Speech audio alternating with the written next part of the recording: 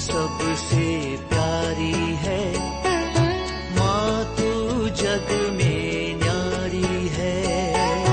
माँ तू सबसे प्यारी है, माँ तू जग में न्यारी है। अपने आंचल में रखना, अपने आंचल में रखना, हमें वरदानों से भरना। माँ तू सबसे प्यारी है, माँ तू जग में न्यारी है।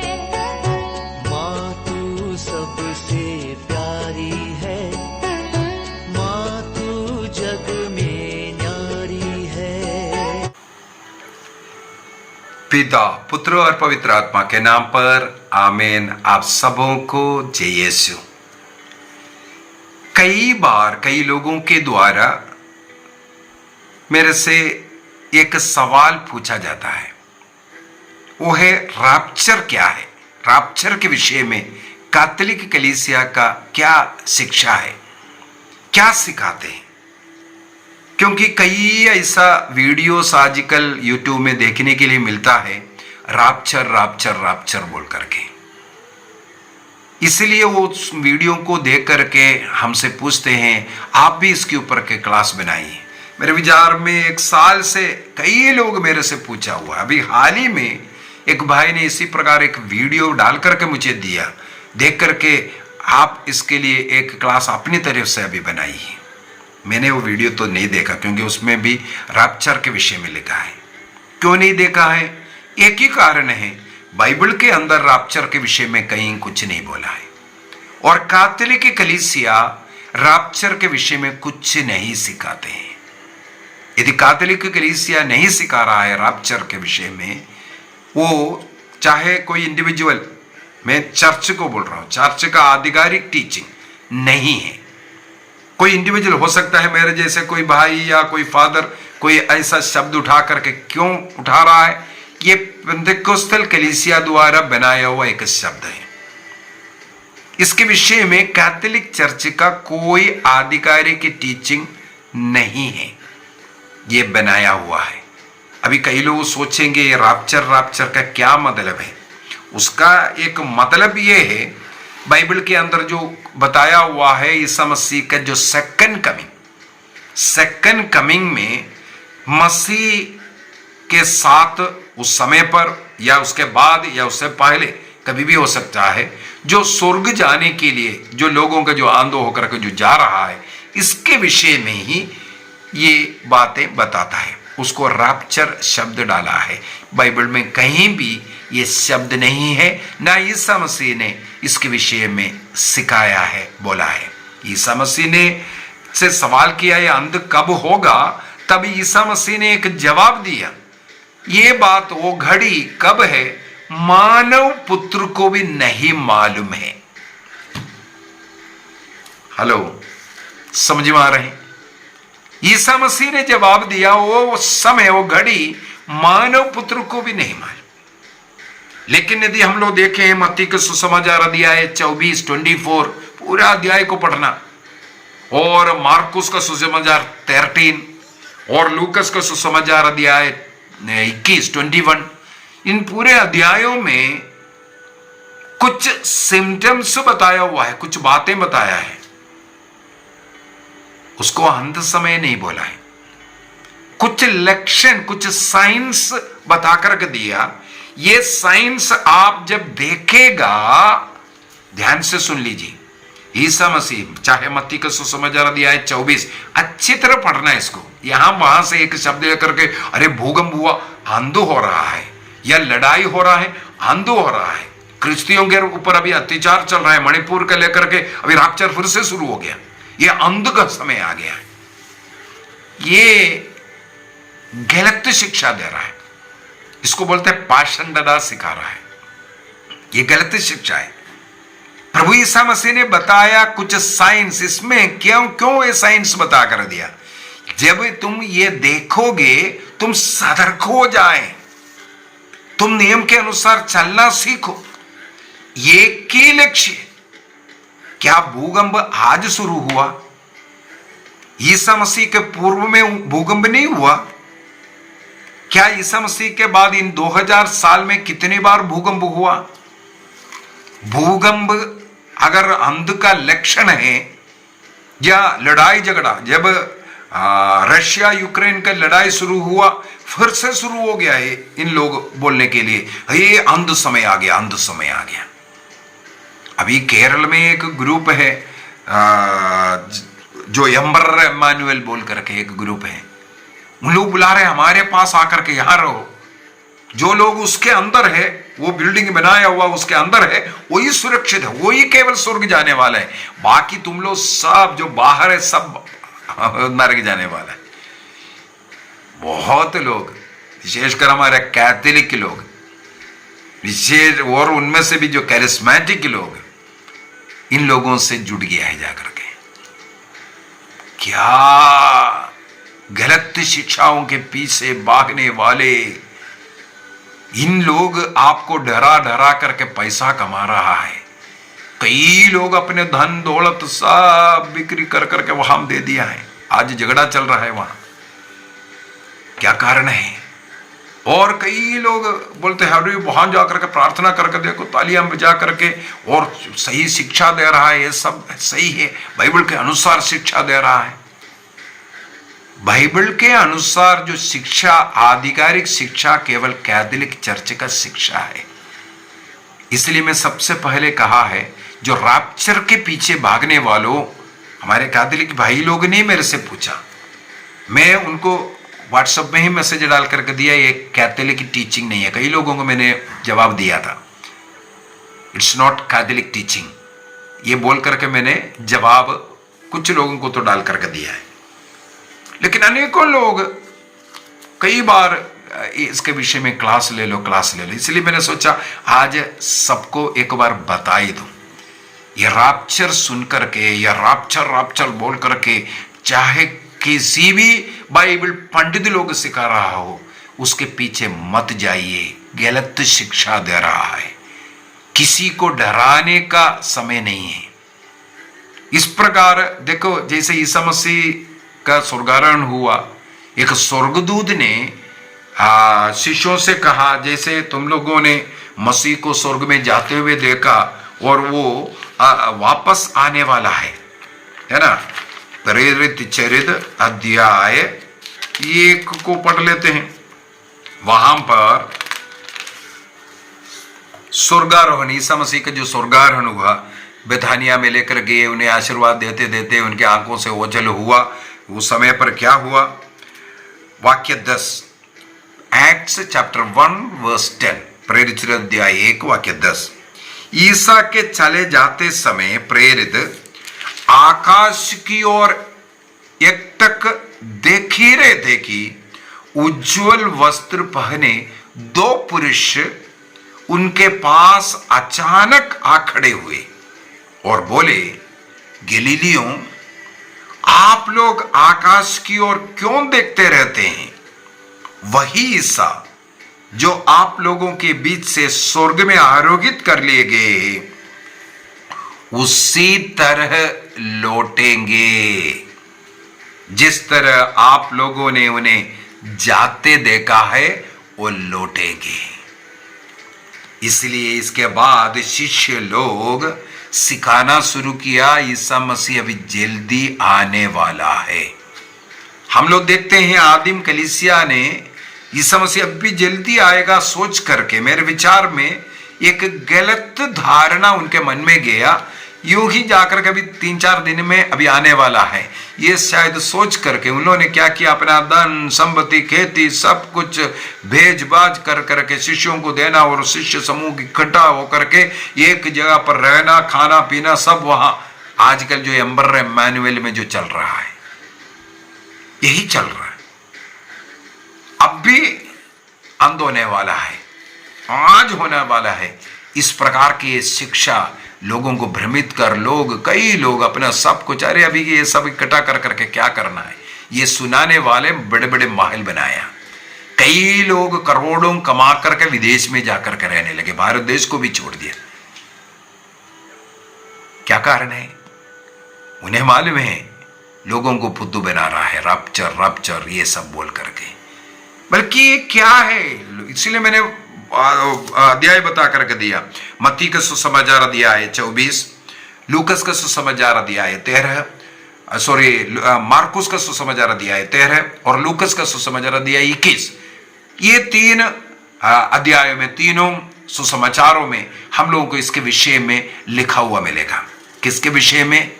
कुछ छिन्न होने के विषय में, और हम लोगों को इस प्रकार सतर्क करता हुआ मिलता है। ईसा मसीह जल्दी आएगा ये बोलना ईश्वर के उस वचन के अनुसार एक सही है। ईश्वर के लिए 1000 वर्ष 1 सेकंड के समय है, अभी समान। मैंने कई क्लासों में बता कर दिया, हमारे लिए ये जो बातें सब समझने के लिए आज कल परसों जनवरी फरवरी मार्च 2001 2021 2023 2025 ये सब साल, ये सब काउंट करना किसके लिए जरूरी है? हमारी छोटी सी बुद्धि में ये सब रखने के लिए जरूरी है। लेकिन ईश्वर के लिए केवल प्रेजेंट है, सब कुछ प्रेजेंट में चल रहा है, ना कुछ भविष्य है ना कुछ भूत है, केवल वर्तमान है। तो ईसा मसीह जल्दी आ रहा है, सेकंड कमिंग है। वो हो सकता है करोड़ों वर्षों के बाद भी हो सकता है अब भी हो सकता है। जैसे चोर आ रहा है वैसे आएगा, ये बता करके दिया। इसलिए आगमन कब है ये पुत्र को भी नहीं मालूम। और बाइबल में यहां पर दिया हुआ कुछ सिग्नल सिम्टम्स, ये किसके लिए? सेकंड कमिंग के विषय में यहां पर जो लिखा हुआ है उसको एक्चुअल जो वर्ड है परोसिया, वो ईसा मसीह का जो विजिबल जो और यूनिवर्सल इवेंट, एक जगह पर यहां पर भूकंप हुआ इसको देख करके बोल रहा है यहां, वो एक जगह का नहीं, एक राज्य का नहीं, एक प्रदेश के विषय में नहीं बोला है। ये पूरे दुनिया में एक साथ होने वाला एक इवेंट है, वो सब लोग पूरे दुनिया एक साथ देख पाएगा, ऐसे एक इवेंट है। रशिया यूक्रेन में लड़ाई शुरू हुआ, बस रैप्चर हुआ है। ये जो विशेषकर अभी जो कोरोना आ गया था, बाप रे, कोरोना के बाद तो मेरे हाल में 4-5 लोग मेरे से कोरोना काल में के बाद ही पूछा है क्या अंध समय आ गया है कि नहीं। देखो ऐसा ऐसा क्लास है, ये जो कोरोना के कारण जो अंध आ गया बोल करके। आज तो कोरोना, लेकिन 1000 वर्ष पहले भी ऐसा कोरोना जैसे ऐसा लाखों लोग मर गया, आज तो कम लोग मरे हैं। ऐसा एपिडेमिक्स अनेकों बार हमारे विश्व में हुआ है, जगह जगह हुआ है, पूरा दुनिया में हुआ, एक बार नहीं कई बार। उस समय पर भी इसका मतलब संसार का अंत हुआ था क्या? तो ये सब चिन्ह किस लिए मिल रहा है हमें? ईसा मसीह ने बाइबल में बोला हुआ ये चिन्ह देख करके हमें सतर्क कर रहा है। आप जो गलत रास्ता चल रहा है, दारू पी करके, लड़ाई झगड़ा करके पाप की जिंदगी जी रहा है, धन कमाने के लिए लूटपाट हत्या कुछ भी कर रहा है, झूठ मूठ में ईसा मसीह के नाम पर भी लूटपाट हो रहा है, ये कर्म बंद करो, एक धार्मिक जीवन जियो। आपका अंत कब है ये तो आपको मालूम नहीं है ना। आजकल लोग चलते चलते लुढ़क रहा है। हो सकता है मैं ऐसा क्लास लेते लुढ़क सकता है, ऐसा घटना ही हो रहा है। पुरोहित चर्च में मिस्सा अर्पित कर रहा था, वहां गिरा हुआ। एक जगह पर मुझे एक वीडियो ऐसा देखने के लिए मिले, एक फादर 2 जन का विवाह करवा रहा था, वहां वो लुढ़क गया। प्रभु ने बोला ना, 1-2 औरतें बैठ करके चक्की पीस रहा है, उनमें से एक को उठाएगा। 2 जन बिस्तर में लेटा हुआ था, उनमें से एक उठाएगा। यही तो हो रहा है, चलते चलते गिर रहा है। कब मेरा अंत है मैं नहीं बोल सकता, मेरा जीवन का अंत कभी भी हो सकता है। इसलिए मुझे हमेशा तैयार रहना चाहिए। तो ये जो घटनाएं, चाहे कोरोना हो, चाहे लड़ाई हो, चाहे भूकंप हो, चाहे बाढ़ हो, चाहे सूखा हो, ये सब हमारे लिए संदेश दे रहा है, बेटा बेटी तुम अपने जीवन को तैयार रखो। तुम्हारा अंत कब होगा ये तुम्हें नहीं मालूम है। ये विश्व के अंत के विषय में नहीं, ये डरावनी बातें बोल करके लोगों को डराने का कार्य। कैथोलिक कलीसिया का धर्म शिक्षा ग्रंथ 2613 के अंदर, जैसे योहन के सुसमाचार अध्याय 7 में प्रभु यीशु मसीह ने प्रभु के अंतिम दिन पुकार पुकार कर जोर से लोगों से कहा, यदि कोई प्यासा हो वह मेरे पास आए। जो प्यासा है वो प्यासे होकर के प्रभु के पास आए। जिन लोग यीशु मसीह में विश्वास करते हैं वो अपना प्यास बुझाना है, अर्थात मसीह अपने पास बुलाते हैं, अपना प्यास बुझाओ। ये जो कुछ दिख रहा है आपको मसीह की ओर बुलाने का एक चिन्ह मात्र है। आप पटरी बदल करके, आप जीवन यात्रा रास्ता भूल करके आप चल रहा है, आप सही रास्ता में, सही पटरी में आओ, ये आपको बताने के लिए। प्रभु आगे कहते हैं, जो मुझ में विश्वास करता है उनके अंतर स्थल से संजीवन जल का नदियां फुट निकलेगी।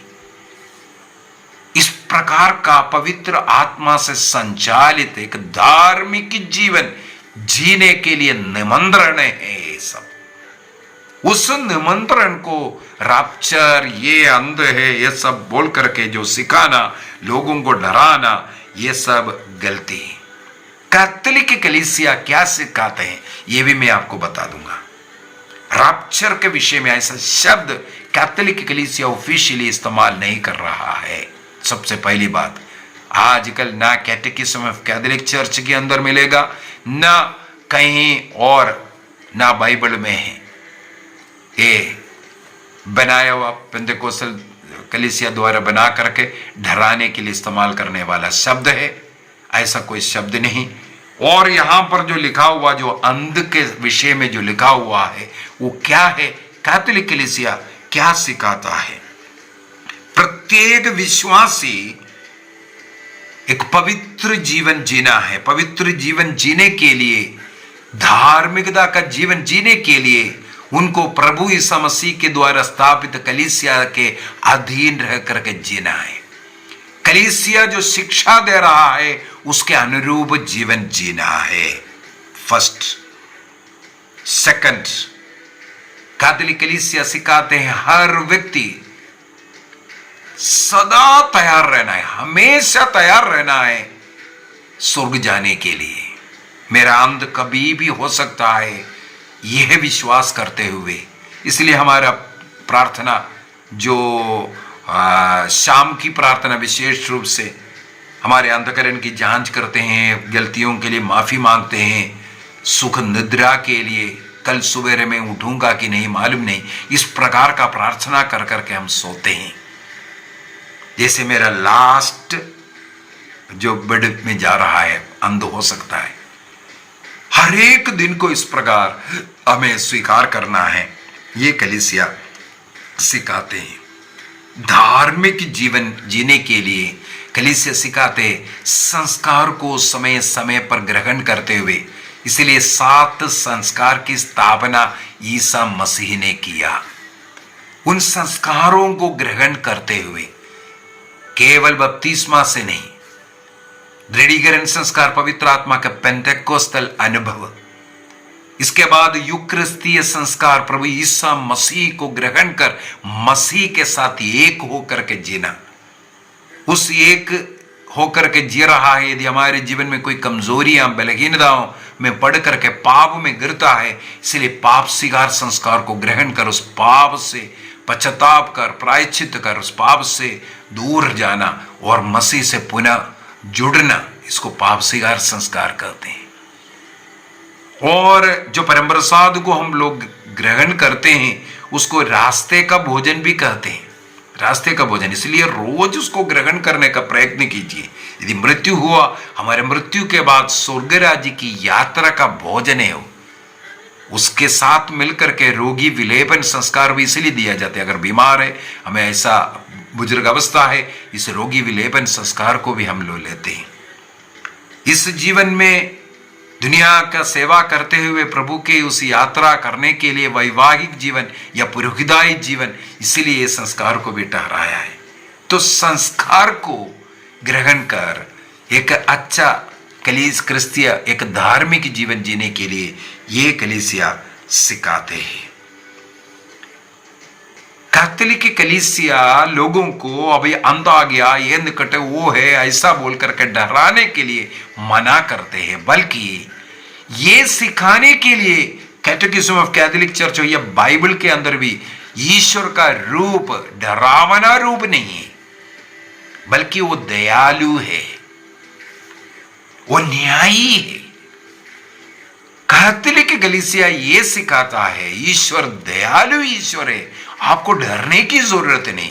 गलती हुआ वापस आ जाओ, वापस आ जाओ, पश्चाताप कर लो।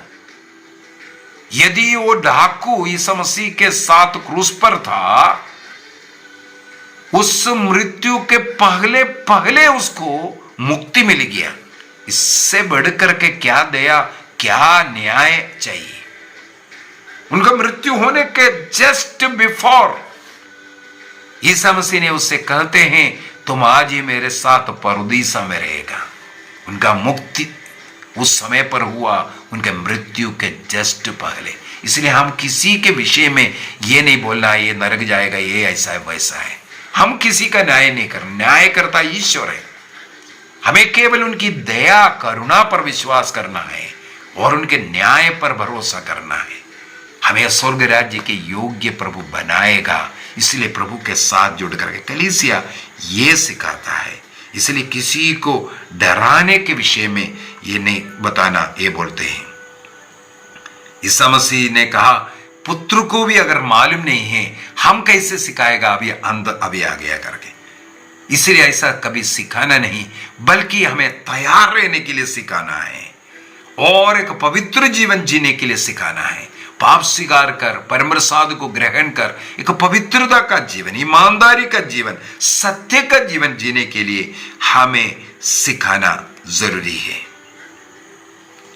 अगला, कैथोलिक कलीसिया सिखाते हैं ईसा मसीह का दोबारा आगमन होगा, सेकंड कमिंग। किस लिए? जो जीवित है और जो मृत लोग हैं उनका न्याय करने के लिए वो आने वाला है। हम धर्मसार बोलते हुए प्रतिदिन ये बोलते हैं, प्रभु का दोबारा आगमन का हम घोषणा रोज करते हैं, यही बोल करके जीवितों और मृतकों का न्याय करने के लिए वह फिर आएगा। इस पर मैं विश्वास करता हूं। तो कलीसिया आधिकारिक रूप से ये सिखाते हैं। और कब आएगा ये कोई, अगर पुत्र को भी नहीं मालूम, ईसा मसीह को नहीं मालूम, हम लोग नहीं बोलना है। लेकिन हमें हमेशा क्या करना है? तैयार रहना है। और साथ ही साथ कुछ और बातें भी हम लोगों को बता कर दे रहा है। मैथ्यू चैप्टर 25 का वाक्य 31 से आगे 46 तक का जो वचन पढ़ेंगे, वो फाइनल जजमेंट किस प्रकार होगा ये भी ईसा मसीह ने स्वयं सिखाया। 24 में कुछ लक्षण को बताया, इसलिए सतर्क किया। और 25 के अंदर किस प्रकार का जजमेंट होगा, किस प्रकार का रिवार्ड आपको मिलने वाला है, ये सिखा रहा है। कैथोलिक कलीसिया ये सिखाते हैं। और जीवन के अंत तक ईमानदार रहने के लिए कलीसिया पवित्र आत्मा से संचालित होकर के शिक्षा दे रहा है। विशेषकर मत्ती का सुसमाचार अध्याय 24 वाक्य 9 से 14 तक का वचन, और मार्कुस का सुसमाचार अध्याय 13 वाक्य 9 से 13 तक का जो वचन। यहां पर अंत तक सहन करते हुए, क्षमा करते हुए पवित्र आत्मा हमें शक्ति देगा, सामर्थ्य देगा। इसलिए ईमानदार रहने के लिए सिखाया ईसा मसीह ने, जिसमें अंध के विषय का कुछ चिन्ह बताया। वो चिन्ह हमें सतर्क कर रहा है हमें अभी सहन करना है, क्षमा करना है, प्यार करना है, ईश्वरीय प्रेम हमें दूसरों में बांटना है और ईश्वर पर हमें पूर्ण रूप से विश्वास और भरोसा करना है, उनके न्याय में हमें विश्वास करना है। ये कैथोलिक कलीसिया सिखाते हैं। आइए हम अपनी आंखें बंद करें, एक निर्णय करें, ये गलत जो शिक्षाओं का जो टीचिंग है उसको कभी देखना नहीं। आपके मन को भ्रमित करने वाला और झूठी शिक्षा जो आधिकारिक रूप से कलीसिया से नहीं आ रहा है उसको नहीं देखना। एक निर्णय कीजिए, ऐसे वीडियो, ऐसे लोगों को तिरस्कार करने का निर्णय करें। जो आधिकारिक रूप से जो कलीसिया सिखाते हैं केवल उसको सुनना। मैं कई बार एक उदाहरण बोलता हूं, जो सरकार जो नोट निकालता है, मान लो 2000 का नोट निकाल रहे, लेकिन कुछ लोग गलत जो डुप्लीकेट नकली नोट भी निकालते हैं। उन नोट को देखने से हमें पता नहीं चलता कौन सा नोट सही है, गलत है।